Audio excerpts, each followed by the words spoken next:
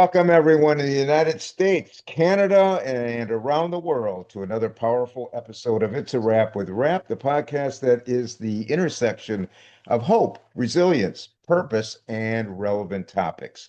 I'm your host, Ron Rapaport. Today's guest, Laszlo Suhayda, is the author of the deeply moving and historically powerful book, 12 Bells to Freedom. But his story is more than pages in a book. It's a living testimony of courage, faith, endurance, and the relentless pursuit of liberty. Born and raised in Hungary, he experienced firsthand the crushing realities of life under communist rule. As a young boy during the 1956 Hungarian Revolution, he witnessed the nation rise up against tyranny, and he lived through the danger, uncertainty, and life-altering decisions that followed. In the face of oppression, he and his family made a bold and perilous escape from communist Hungary in search of freedom. Arriving in the West with little more than determination and hope, Laszlo went on to build a successful career as a businessman. In his book, 12 Bells to Freedom, he chronicles not only the political turmoil of 1956, but the deeply personal journey of faith, family, sacrifice, and the unbreakable human spirit. Welcome, Les, to the podcast. Thank you for having me, Ron. It's a pleasure, Laszlo. Appreciate it. Take us back to your early childhood in Hungary. What are your earliest memories of life under communist rule, and what freedoms did you realize you were missing even as a child at that time, only being 5 years old? Well, at that time, I saw the emotional aspects of family because we were poor, and there were times when at supper, my mom would give us additional rations and not have food for herself. So that stayed in my mind. But going back further, at the beginning, when Russia occupied Hungary in 1945 and violating the Potsdam Agreement, which all the Allied countries signed, Russia occupied Hungary and the Eastern European bloc. And they invoked 22% tax on the Hungarian people, which plummeted everyone into poverty. Wow. So when that happened, they were trying to figure out a way to control the population because they were afraid of revolution. So the appointment was made by Joseph Stalin to put a premier in place, which was Matyas Rákosi. And he took his orders from the Kremlin through the Russian ambassador, Yuri Andropov. So that's the way the communication went. And then he would execute the commands given by the Kremlin. So in 1948, he assigned the AVH secret police, which was fashioned after the KGB. But their whole purpose was to bring fear to the citizens of Hungary. And that way they would prevent any potential revolution. So to give you an idea, for example, if you had students, college students, 4 or 5 walking down the street, Yeah. there's a black limousine that would pull up and arrest them, take them down to 60 Andrassy Street, and that was the basically the headquarters for the AVH police or secret police. And in the basement, they would have prisons. In one section of, first section, second section was electronic torture. And then the third section was the gallows, where they would hang people. So Now, you're telling me just walking down the street, they would do yeah, this for there. no What reason, are or just no? putting fear in everybody's mind? Exactly. So accusations can be lethal Yeah. when you have no individual rights. And that's what happens under socialism and communism. The person does not have individual rights. So the loved ones of those students that disappeared never knew what happened to them because not naturally they would not report back to them and say, okay, well, they passed away or they're being indoctrinated at a certain place, and then you'll get them back in 3 months. Yeah. So it was that type of life. And in so doing that, the government did that. And what developed was the black market. Now, the black market was bartering. So, for example, my family had a big vegetable garden. So they would trade certain vegetables for milk with the neighbor who had cows. Yeah. So this type of thing would help the families continue on and have enough food to sustain themselves.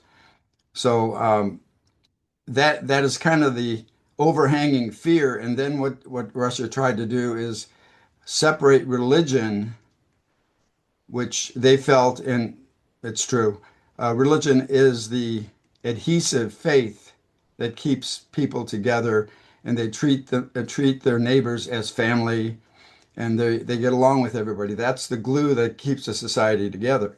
So when you try to fractionate the religion by arresting Cardinal Mansenti, that jeopardized the faith of the country, and their goal was to have neighbor turn against neighbor. And in my book, there is a section of a story about a pig farmer, and Yeah, I remember that. I the remember business, that. all the businesses were owned by the government. So you didn't have your own business. It was all controlled by the communist government. So in this particular case, what happened was he had historically, he would have um, like a slaughter of a pig in the September of of the and beginning of the fall, okay, and Yeah. then the people that he would invite, they would make sausages and all sorts of different things and divide it up so people would have food for the winter. Well, he invited everybody. One neighbor did not come, so that neighbor basically felt bad because he saw all the people having a good time.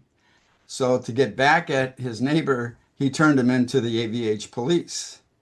And that was just an accusation stating that he was slaughtering government pigs. So the quotas back then were like if you had 100 pigs, 95 of them would be the government's, communist government's pigs, and five of those would be theirs to sustain their meat for the year or whenever period of time that you're looking at.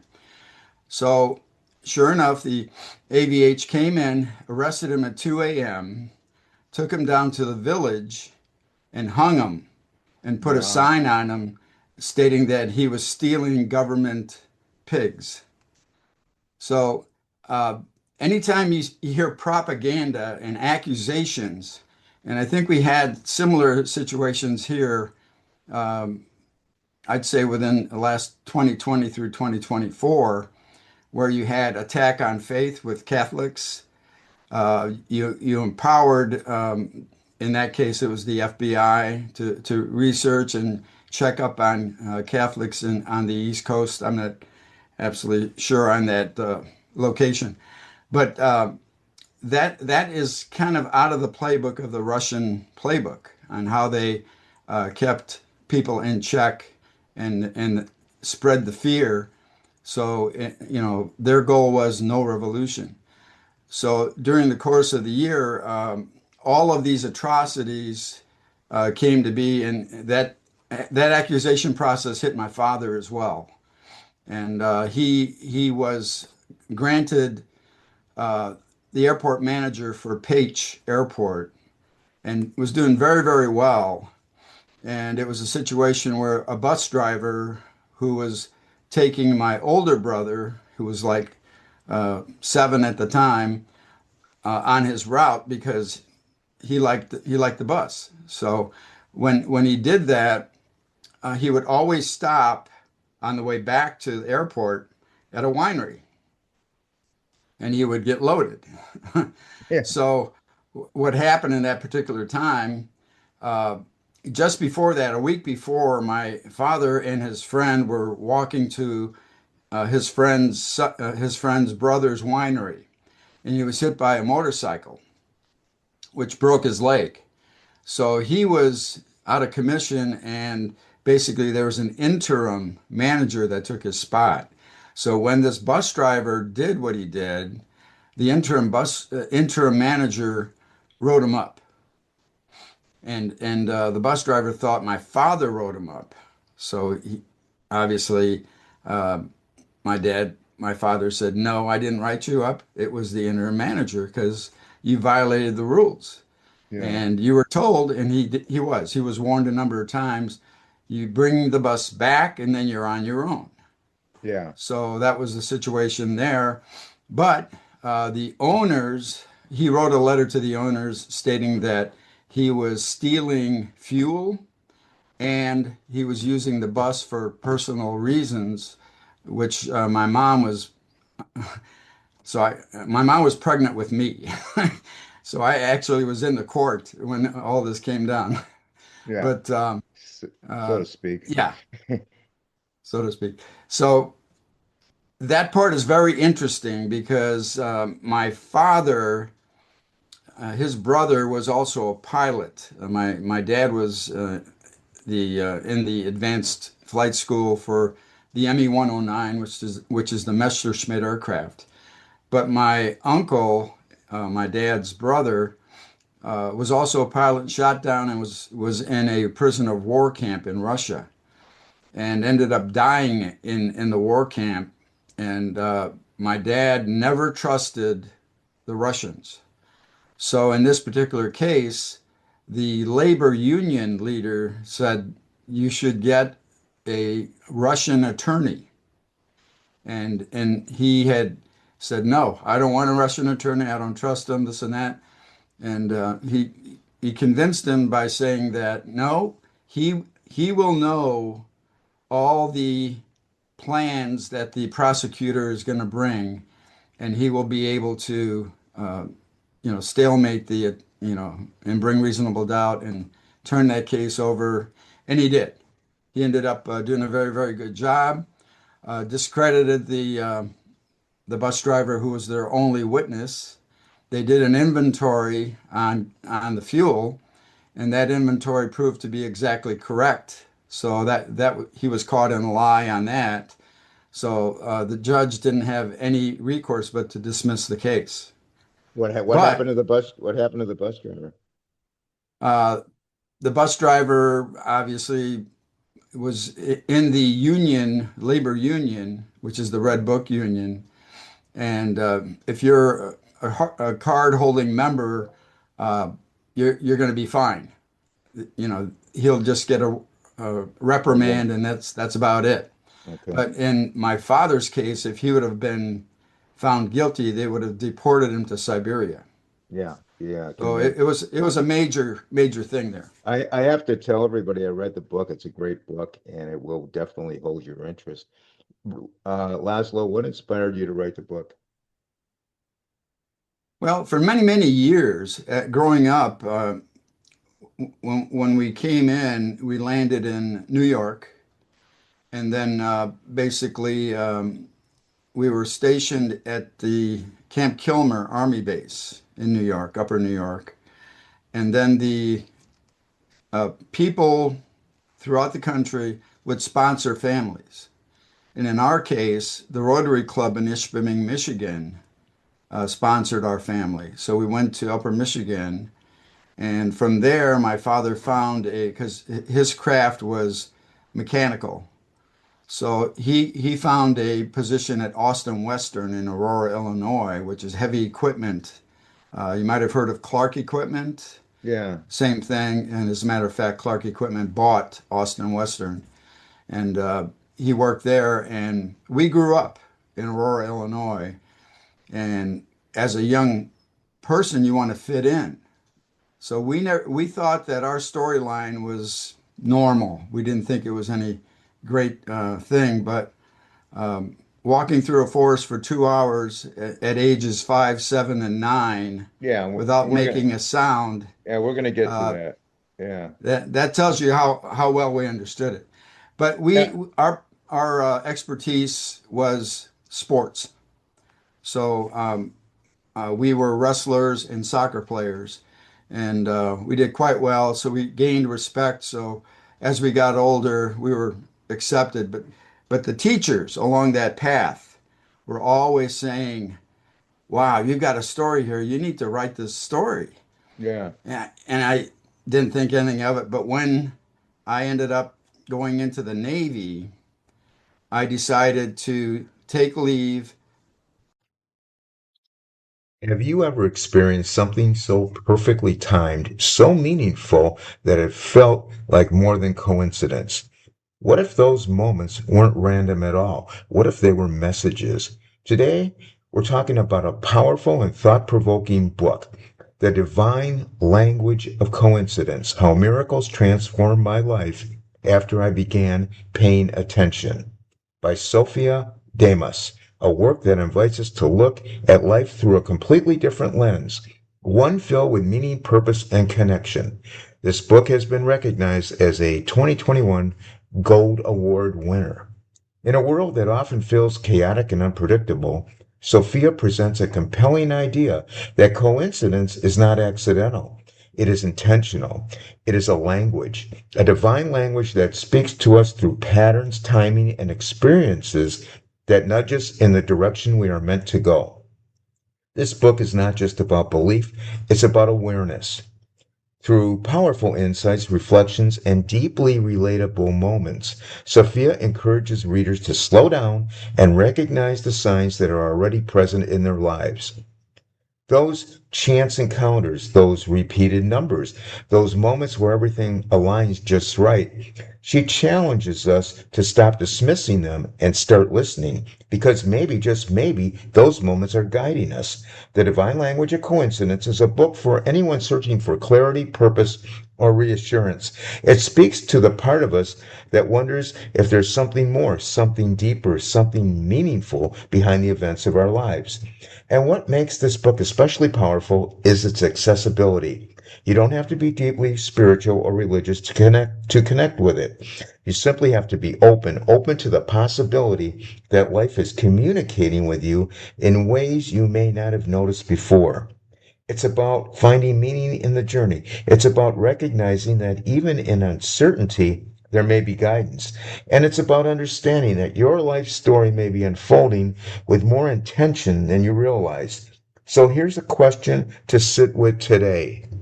What if the moments you've been calling coincidences are actually signposts? What if they're pointing towards something greater? If that idea sparks even a little curiosity, then The Divine Language of Coincidence is a must read. Pick up your copy today, take your time with it, and begin to notice what starts to shift, not just around you, but within you. Because sometimes the answers we're looking for aren't hidden, they're simply waiting to be recognized. The Divine Language of Coincidence: How Miracles Transformed My Life After I Began Paying Attention is available in paperback and Kindle formats from Amazon, Books A Million, or wherever books are sold. Go back to Aurora, and my parents and I sat at the kitchen table, and I pulled my cassette player out and recorded my mom's memoirs. So she's really telling the story that you read. Yeah. And I what I did is I studied the government at the time. I studied the AVH. I studied Cardinal Mancenti's efforts to bring religion and keep faith moving forward with St. Mary's pilgrimage and all that. And I pieced it all together, and that's how I got the storyline for 12 Bells to Freedom. There is one unique thing, and I'll tell you before we finish at the end on our journey at the border. Okay. So Yeah. Yeah. remind We're me. we're going to get to all that. Now, tell us how your book, 12 Bells to Freedom, well, you just told us it was created from tape recordings from your parents. I believe this happened in 1973 to 74. Correct. Uh, you had a friendship with Elaine Presley, Correct. the daughter of Elvis, correct? That's correct. Uh, Uh, when did I that can, begin, and what role did she play in bringing the book to life? yeah.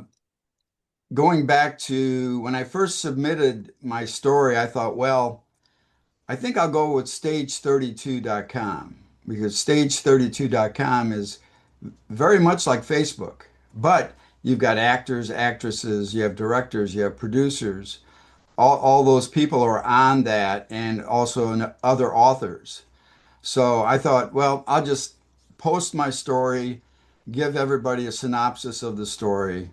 And she contacted me and basically told me her story, which I think is fantastic. And everyone should also read The Kid by Elaine Presley. But she did not know that she was Elvis's daughter until she was an adult Oh, because it was wow. I kept a didn't know that. secret. And this happened when Elvis was in the army in the night, basically the same timeline as our escape, 1955, right in that Yeah, that time zone. sounds right. That sounds right. So she was born and sheltered for all that time, and um, she just one day people were saying, "Gee, you look like that artist Elvis Presley." And so she picked up that comment, and sure enough, she went and got her uh, DNA testing, and she was accepted by Graceland, and she's working with Graceland right now. And I talked to her on occasion, but she helped me with the book to get the right people connected so I could get it published, and gave me kind of like a path to follow, which I did. That's And I'm great. very That's grateful great. to her work as well. Where was your family when the revolution began in October of 1956? Do you have any memory about the atmosphere surrounding the family and your community? Well, And I let can me ask tell you a you question. that, Did you live in sure. Budapest by chance? No, we lived in I lived in Pécs. So Okay. that's where I was born in Pécs, Hungary, southern region of Hungary. Okay. And so from there, I can tell you that my memories are uh, like our neighbor had a horse and wagon. So as kids, we would ride in the horse and wagon and pretend like we were controlling the horses and had a little small little whip. So that's the kind of stuff that I remember as a kid. And then we also had pigeons. So the pigeons stood out for me as well. Okay, So so the atmosphere on the street is something you wouldn't remember.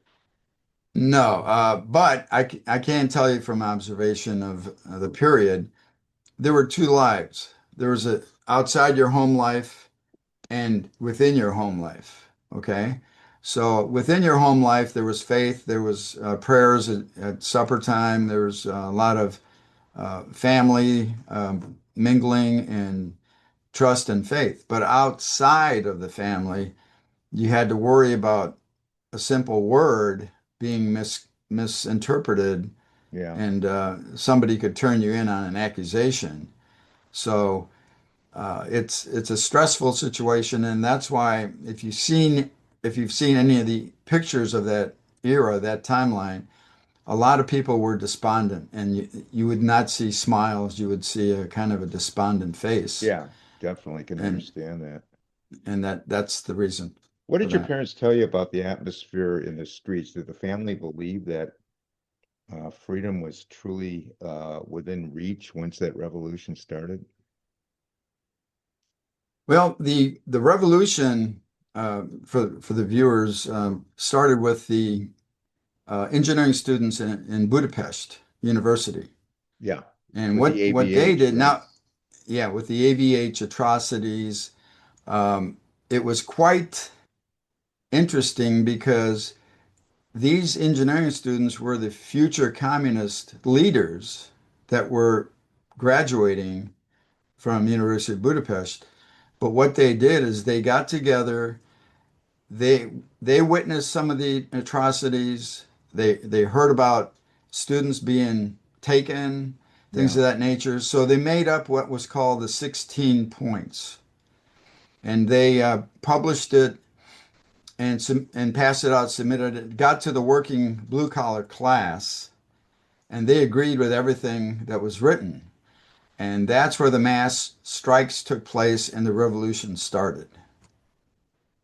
Now So that that revolution was, started. I've been to Budapest, and I actually was there. You could still see the bullet holes in the buildings. Uh, yeah. now the We Soviet forces retreated, but they did come back in force to crush the revolution. Uh, I think there's a little story behind that. yeah, but they Okay. retreated for several days, didn't they? What happened was Yuri Andropov, the ambassador to Russia, was on the second floor of the AVH building at 60 Andrassy Street. So he witnessed the demonstration in front of the building and called it into the Kremlin. Now, a lot. Have you ever stopped to think about what freedom really means and what it costs? Today we're spotlighting a powerful, unforgettable story, 12 Bells to Freedom, by our podcast guest and author, Laszlo Suhayda.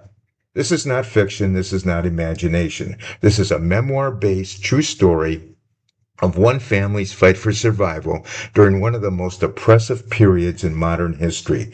Set in post-World War II Hungary from 1945 to 1956, the year of the Hungarian Revolution, this book takes you deep into life under Soviet occupation, a time marked by fear, blacklists, constant surveillance, and the ever-present danger of losing everything.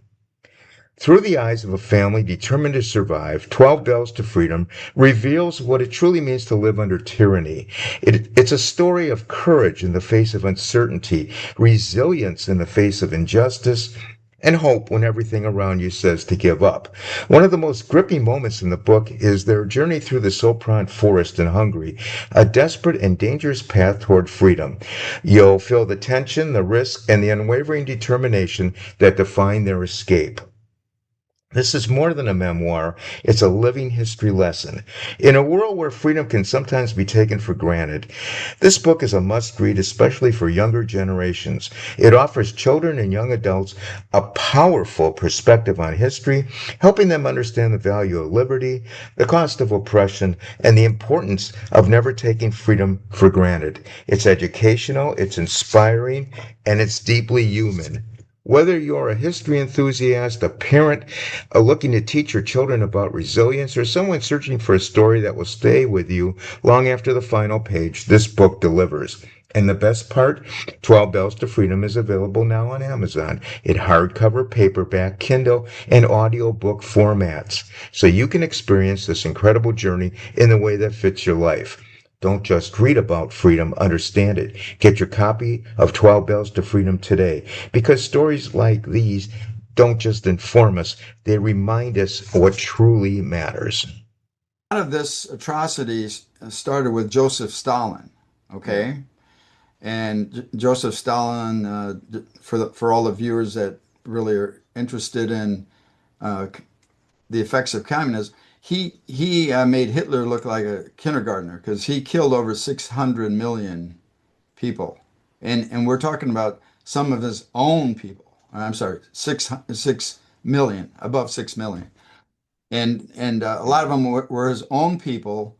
But then with the um, occupation, he didn't care of Hungarian civilians or any of the other countries.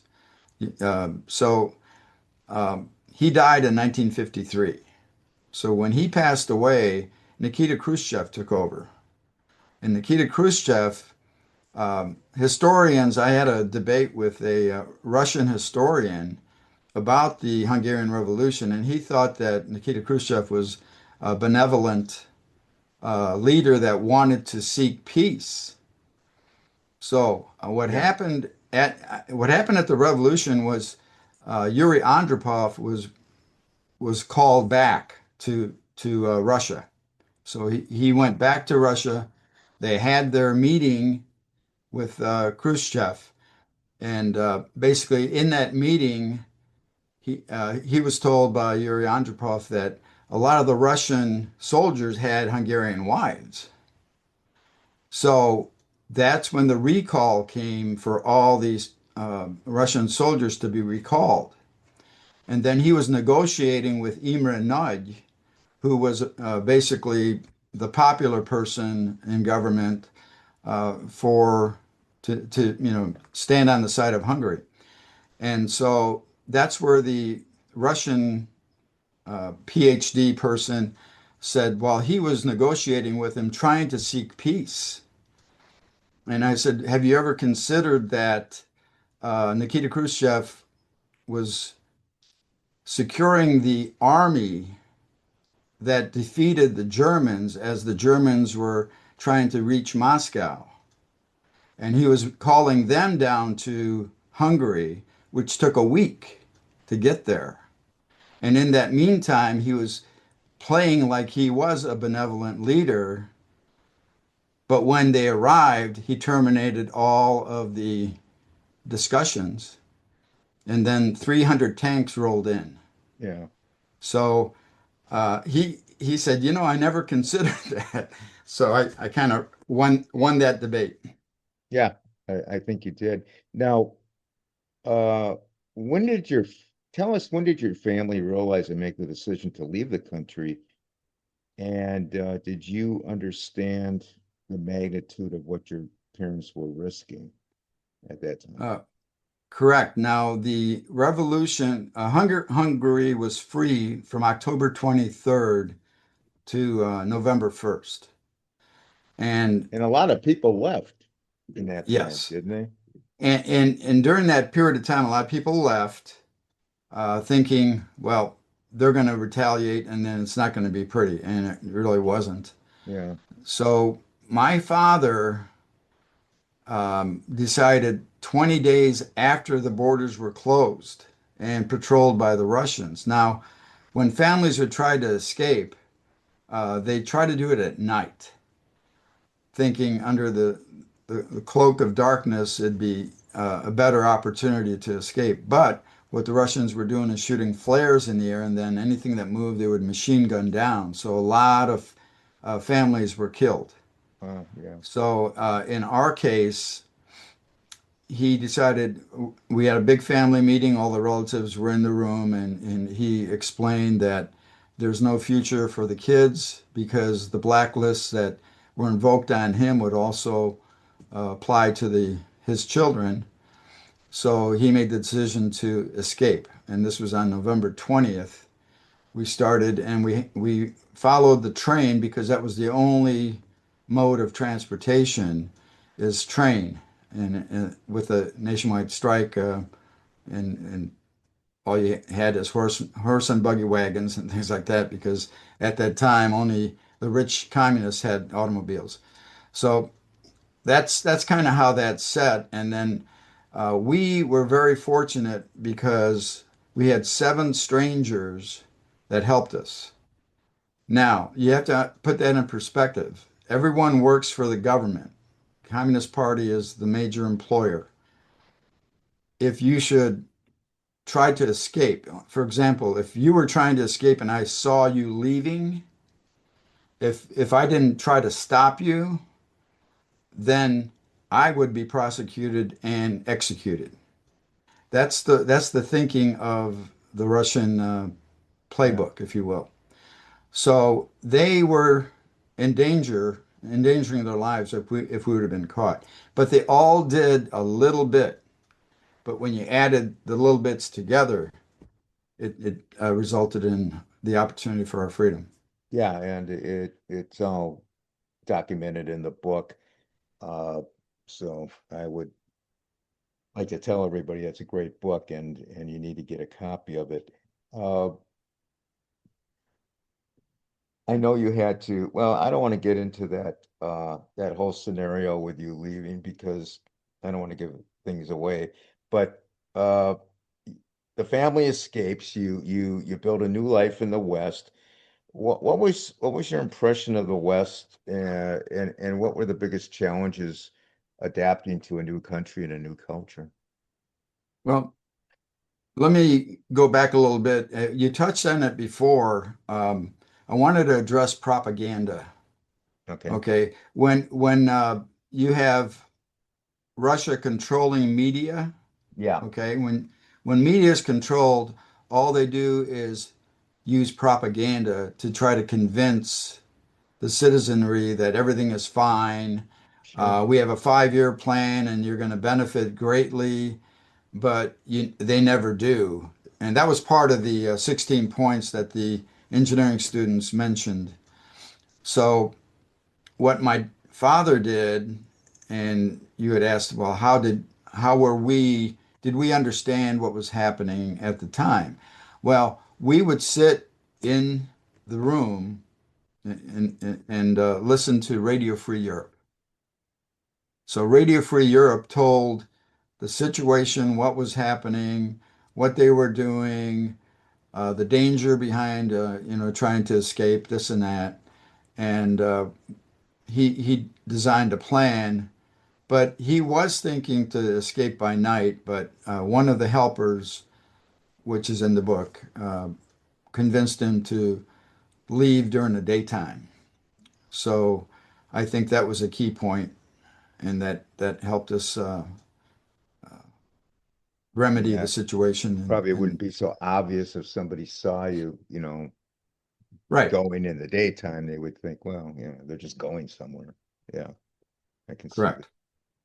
Uh, so tell us how those early struggles that you probably had to endure coming here to the United States shape your work ethic, creativity, and business philosophy. And tell us about your business ventures, uh, especially since Laszlo is the inventor of America's first wine slushy. Correct. Yeah. Well, leading up to that, as I mentioned before, when you're in sports, soccer is a team sport, so you have to have the right team to succeed in life, and you're motivated to succeed. You're not you're not going to sit on your hands and think, oh well, I'm going to be successful by sitting here. No, you got to get up and do the work Right, and make the calls and convince the people that you want on your team that you're headed somewhere and they need to be joining you with that effort. So yeah, I incorporated my company Laszlo Corporation back in September of 1989. 1989, yes, yeah, and uh, and basically I well, going back before that, I was in the Navy, as I mentioned, and in purchasing. So that gave me the insight to use that knowledge and work for McDonnell Douglas for a period of time. And then after graduation, because I was enlisted, I graduated from SIU Edwardsville. And then from there, I ended up um, with the downturn, there was like a period of time where layoffs happened at McDonnell Douglas. So I switched over to the chemical industry and became the purchasing manager of Chemisphere. And then from there, after 9/11, I started back then. I started with my company, Laszlo Corporation, and then I was involved with chemicals, and then I started a separate division, beverage division, where my relatives in Hungary, I went there, they connected me with key um, wineries, and we're talking about quality premium wineries. So I started doing that as well as the chemicals. And then from there, I thought of a product which was the wine slushies and registered it with Treasury Department because Treasury Department does everything under 7%. Over 7% alcohol goes to Bureau of Tobacco and Firearms, BATF. So at the beginning, I was picking up clients here and there, and then I landed Busch Stadium. So Busch Stadium was a big plus that helped me get into other locations as well, and it was great. People loved it, and I was in the season ticket holder section of Busch Stadium, Yeah. Redbird Club, and all those, and everybody was very happy and pleased with the way the wine slushies were selling. So what happened next was I secured a company in Texas that had backpacks. So my goal was to sell wine slushies down the aisle of Busch Stadium when it was, because a lot of people are sitting in the sun, and it would be perfect for them to get a frozen wine slushie. And what happened was the major distributor in St. Louis, I won't mention their name, but they threatened DNC Sports Service. The It's a Wrap with Rap podcast, the podcast of hope, resilience, purpose, and the pursuit of wellness, has the privilege to educate our audience about TeleWellness MD, a physician-led telehealth platform connecting eligible patients with licensed providers for prescription-based wellness therapies that practices education first and oversight always. TeleWellness MD is not a supplement company, not a replacement for primary care, and does not ship without provider approval. All treatments require medical review. TeleWellness MD works as follows. An account is created for you, a consult with a physician occurs, an order for therapy ensues when prescribed, and you now start your wellness journey. Ongoing support is included. There are no additional fees required. TeleWellness MD focuses on metabolic health, recovery, energy, hormonal balance, sexual wellness, healthy aging, cognitive clarity, and immune support, all under licensed medical supervision. What is included with TeleWellness MD is one price and complete care.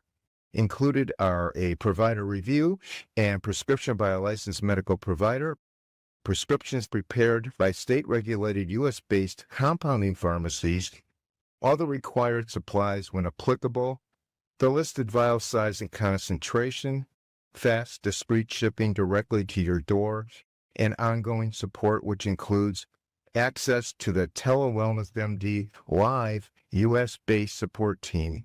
No memberships, no add-on fees, and no surprises. Are you curious? Learn more and connect with a licensed provider to determine whether treatment may be appropriate for you. Please use the link provided to access the website and receive a 25% podcast discount on your first order. With if you allow Laszlo Corporation to sell wine slushies down the aisle, then we're going to pull all our promotional money out. So it was kind of like You were in Goliath, competition with something else. Goliath and David. Only this time David lost. Yeah, I've been in St. Louis once and went up to the Arch, which overlooks Busch Stadium. So Right. it's a great place, and I can understand slushies and yeah. We, That I it think it we all would know who you're talking about. Okay. work in Florida too. The minor league ballparks, Oh definitely they yeah, could use that yeah, product. Yeah. absolutely. Is it still around? Oh yeah. Yeah. Okay. Matter of fact, uh, one of my major customers, also downtown St. Louis, City Museum. And if any families are thinking about taking a tour, go to City Museum. It's tremendous. The kids have all sorts of slides and climbing and all sorts of stuff. And the parents are in these lounges. And believe it or not, my wine slushy product sold $152,000 in 9 months at Wow. City Museum. And we're ranked number one at City Museum. Wow. Uh, you By the way, we have 10 flavors also. wow, 10 flavors. So 10 flavors. Is it available nationwide or? Well, it's available right now in the um, Missouri area. So I've got a lot of venues at Southern Missouri, St. Louis area, Metro, yeah, area. So, but Well, people can buy it and in liquid form, already blended, and take it home in half-gallon containers. And then they can actually pour it into a Tupperware bowl, freeze it, pull it out, let it thaw 5 minutes, and then scoop it with an ice cream scooper into a blender, blend it up, and it's just like coming out of the bun machine. So they can use that anytime. Work in the yard, use that then, or entertaining friends with wine slushies. sounds you're making me Now, the other thirsty. major You're making me project that thirsty, I'm, last. the other major project I'm working on right now is a new green technology. Now, this can also protect and save homes from fire. And it was USDA approved in Missoula, Montana. And we tried to get it into um, to save communities as well, like Pacific Palisades as an example. Yeah. Um, they were right in line with that wildfire.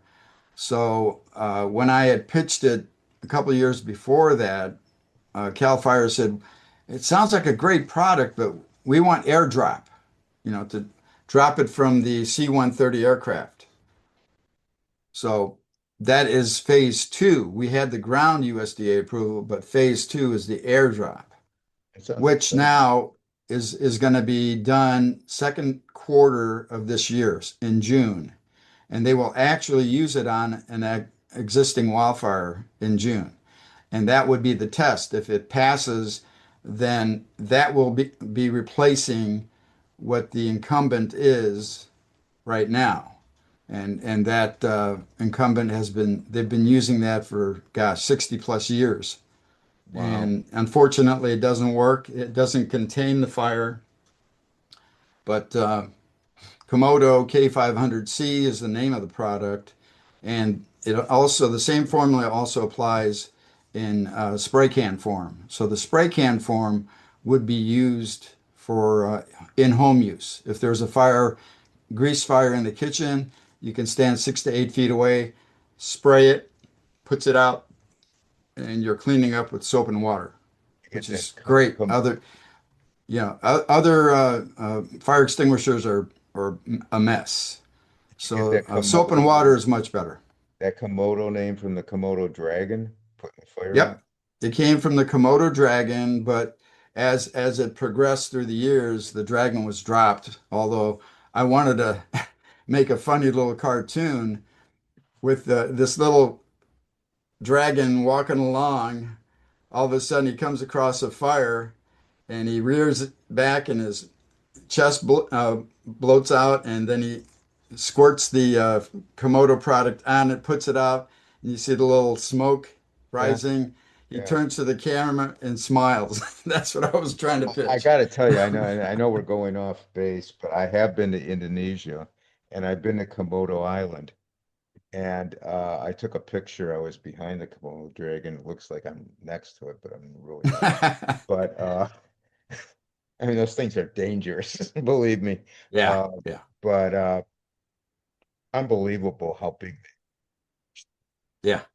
fat. Yeah, this was a little twist. Yeah, Something yeah, like you're explaining yeah, turns out to be a gentle giant that puts out fires. yeah. I know. But yeah, it was interesting seeing that. I just want to I move do have along. I do have a website in case the viewers are interested, Yeah, we're and gonna that's we're gonna get to that. I want to ask you about. okay. Right. Go ahead. Uh, okay. Well, let's move on. Why is it important for younger generations to understand life and what misconceptions do people have? Well, the tragic news today is that the young folks are not getting the full history of the world. Okay. So, for example, the World War II is not covered very much. There's a limited bits of news for the young folks to understand what socialism and communism are. And it's so very important because if you diminish the study, the chances of repeat is there. Chances Yeah, on repeating itself will come around. sure. So that's one of the reasons I wrote the book. So the young people, and I had two speaking engagements. One was the University of Missouri St. Louis History Department, and those students were on the edge of their seat. And afterwards, they all stood in line, came up and shook my hand and said how valuable the information was for them. So this is the type of presentation that I think the young folks would need to know because guess what happened? There's a socialist communist mayor in New York City, Yeah, and he pledged all sorts of things to get elected. And what happened? None of them have come true. And that's the book from Russia. Russian playbook does yeah, that, yeah, and it's unfortunate because um, the kids need to study propaganda. They need to do their homework and then realize, okay, you've got capitalism. Here are the benefits for capitalism. One is charity. A simple thing like charity, helping others, is a charitable process. Do you have that under socialism, communism? No, because that government owns everybody. So yeah. you're not going to have those benefits.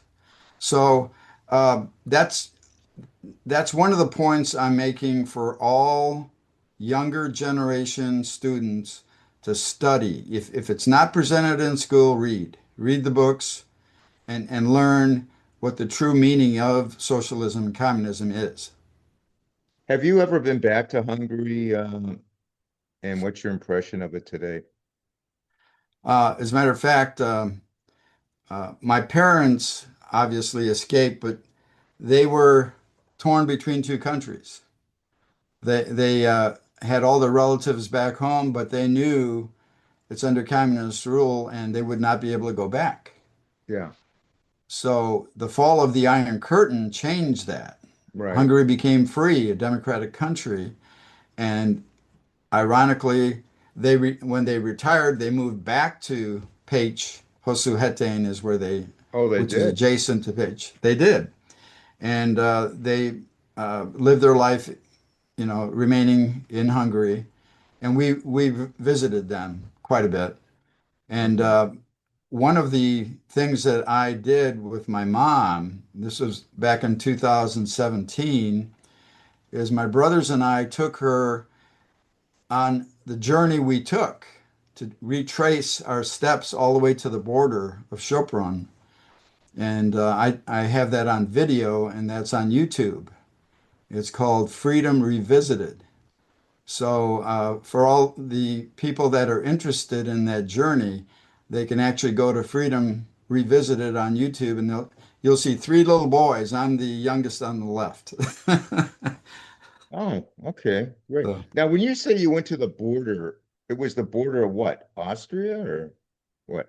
yeah, What country? yeah. It was Austria. Sopron, yeah, Sopron is the Hungarian city adjacent to Austria, Okay. and the borderline is a forest, and that's where that YouTube video takes us to that forest, and you can see uh, the jeep roads that the Russians would use as they traveled through the forest, and we had to Yeah. make sure that we weren't spotted and things like that. So that's all in the video as well. Yeah, and I got to say, a lot of this is all in the book, and the book is 12 Bells to Freedom, which I highly recommend. Uh, where can people obtain the book? And give me your contact information, Sure, the book is available on Amazon.com. right? And in the search bar, all you have to do is type in 12 Bells to Freedom. Okay. And you have hard copy, you have a soft copy. They have, you can download it, Kindle, ebook. ebook. Yeah, ebook. And just released is audiobook. Okay. And since the story was on memoirs of my mother, I had a lady, Irene Leland, did a professional job on that. So people that like to listen to the stories can get an audiobook on Amazon.com as well. Okay, and what's your website? The website for the Komodo K500C and the Komodo 911 is www.LAS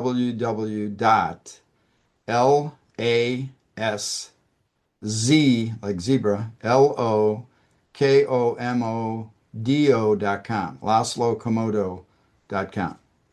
A lot of O's Dot in there. .com. Okay. Dot com. Laszlo Como. Komodo, Oh, Komodo. KOMODO.com. Gotcha. Okay. That I'll put that in the podcast notes for everybody out there listening. Okay. I want to thank you, Laszlo, for being a guest on the podcast and through your book reminding us all that freedom is not free and that the freedom we enjoy in the United States and other democratic countries throughout the world should not be taken for granted. I want to wish you and your family good health and happiness going forward. And once again, thank you so much for being on the Thank you podcast. for having me. I appreciate it. Comments and suggestions for the podcast, you can email me at itsarapwithrap@gmail.com. You can join our Facebook group. We have a couple thousand people in there. It's a private group, so just email me if you want to get in. Instagram, we're on Instagram. It's a Rap with Rap podcast. We're on X at Rapper, WRAPPER 130. We're on pretty much all the social media platforms. And we're on YouTube, of course. All the episodes are on It's a Rap with Rap, the podcast uncut. And our website is itsarapwithrap.com, where we have our book nook, which features many of the books our guests have authored. I want to thank everyone for listening or viewing. Want everybody to please stay safe. And for now, it's a wrap.